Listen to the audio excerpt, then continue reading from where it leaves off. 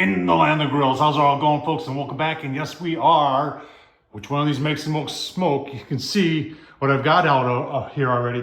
The Masterbuilt 1050. And it's basically the Gravity series. I could have gone with the char griller too, but I'm lazy. That hopper was 100% full. And what I want to do today is I want to use about 50-50 of wood and charcoal. And I'm sticking with our B&B. You know I love the orange bag B&B. That is oak. And I've got an oak split. I'm going to put the oak split in, and you can see I've got some B&B on the bottom, just a layer, and then the oak is going to stand up there vertically, surrounded by the B&B, and then in our ash hopper there, off to the side, away from the flapper, I've got one piece of oak in there also. Now, there is an advantage here for what we want to do today, is between this and the char griller, this thing gets down to 160. That thing, I believe the low is 200. So we've got this ham that we're just double smoking. It's already cooked. Buy a ham from the store, but majority of the time they are cooked. And like I said, got a deal on it, $10.36. So at that price, I'm all in. The double smoke a ham. Oh man, let's get this set up. Let's get it fired up. Let's take a look at the ham. Get it on low. It's just gonna be low and slow. See how it turns out. Right, so as they're coming up to the top, that's what it kind of looks like. And you can put it, if you want to put another little piece in there and surround that. Well, I'm just going to top this off with B&B and call it good. Now, you're going to say, well, why not use all wood in here? And I'll leave the video down below where I did use all wood in the char griller. And it does work. It turned it all to charcoal. And it produced just probably not the best smoke you wanted. I think this way of doing it, this is maybe 50-50, maybe even 35, 65, there we go, trying to do math. So let's get her fired up. All right, got her fired up. It takes about 5-10 minutes to get this going.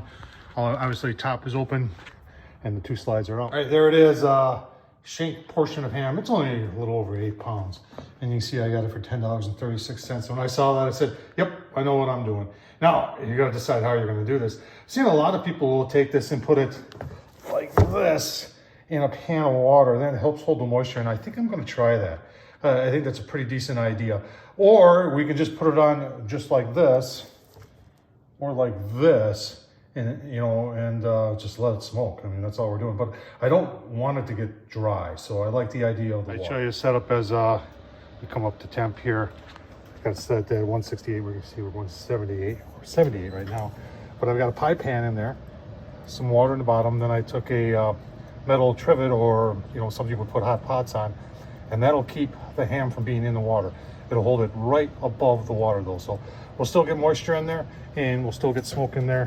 And that should outside temps right now are in the upper teens. We're supposed to get some snow. We finally got our first snow of the year here this week, and supposed to add on to it this afternoon and tonight.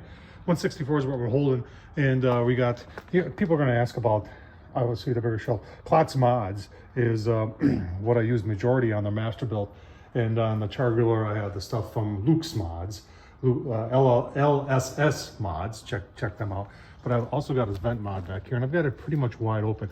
What I want to do, some people say, well, no, you want to close the vents, hold the smoke in. No, I want to create that smoke and keep it going around. If you close it, you're just holding the same smoke in there. I want to get a constant flow of smoke, and that's why some people say, well, Tom, that would have been better off on a Kamado, like the char griller, and or the orange one over there, and the Kamado Joe. And these things are so efficient that you really don't get you get smoke, but you don't get as much smoke as, even though it's set at 160, that fire in that box continues to burn.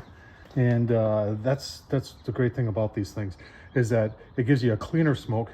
And you can see our temp gauge is coming up to 160. Folks, we'll give you a couple look-sees as we go along. I am going to spritz this with water, nothing else. No, there's no clothes in there, there's nothing else. This just spritz with the water maybe once every hour. Remember, smoke likes to stick to wet damp meat. Like my buddy Ken from Heavy Metal Barbecue says, check him out on YouTube. Let's keep on going. Right, 2 hours in, 161 there. It's reading shy of 150 on the gauge here. It's still a lot of smoke. Look at that. It's getting a real nice color on there. A little spritz of water. Keep on going here. Give you a look-see. All right, we're a solid 3 hours into it. And someone's going to ask, well, what kind of internal temp you want to take this to? And 140 is the answer there.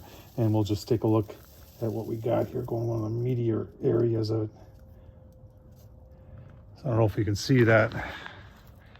We are 94 degrees, so getting there. We're gonna leave it right where it is.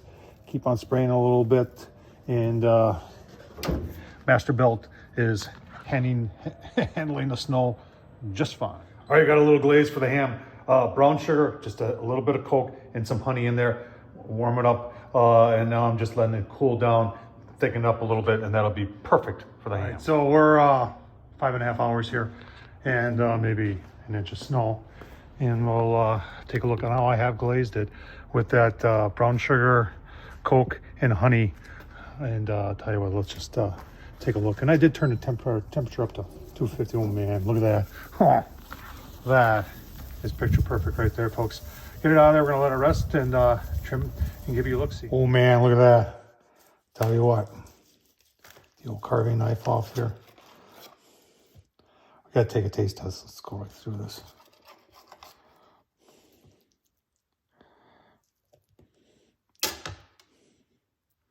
Nice and moist. Oh man, a little sliver with the glaze on it. Oh man, what a treat this is, folks.